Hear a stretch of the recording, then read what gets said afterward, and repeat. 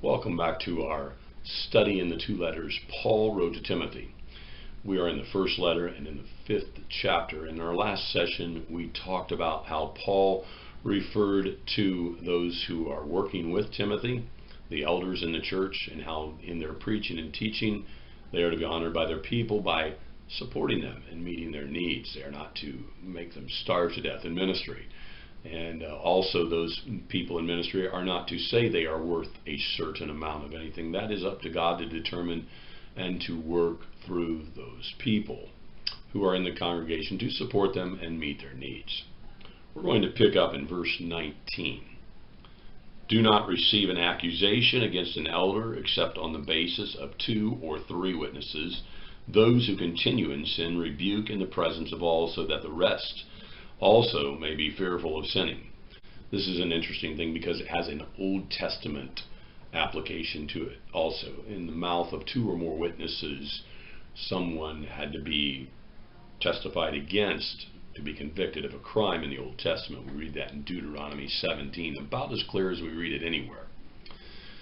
Well, he uses the same principle, obviously, because of God's moral laws being truthful not only in the Old Testament and being applicable there, but also in our lives as Christians. And so in that, he comes at this problem of when there's an accusation against an elder or a leader in a church, it better be by more than one person, and not to receive it if it is only just one person, because one person could have a grudge, an anger fit, or just not like someone for some reason or another and spread evil gossip and rumors and accuse them of things they aren't doing. And sometimes more than one person can do that too. In fact, sometimes I've seen it where a whole half of a congregation goes against those who are teaching and preaching because they don't want to hear what they're saying anymore. And that can be a problem also, but he's saying the accusation has to be valid. And then he kind of, it's interesting because between verse 19 and verse 20, there's kind of like an assumptive jump. And he says, for those who are guilty of something and they continue in sin, you bring it up in front of the whole congregation and you rebuke them in front of the whole congregation. And thus you kind of create the fear of God in the other elders, so they see what happens, that we're not afraid to call sin sin, and we're not afraid to pin the tail on the donkey if indeed the tail is that of the donkeys.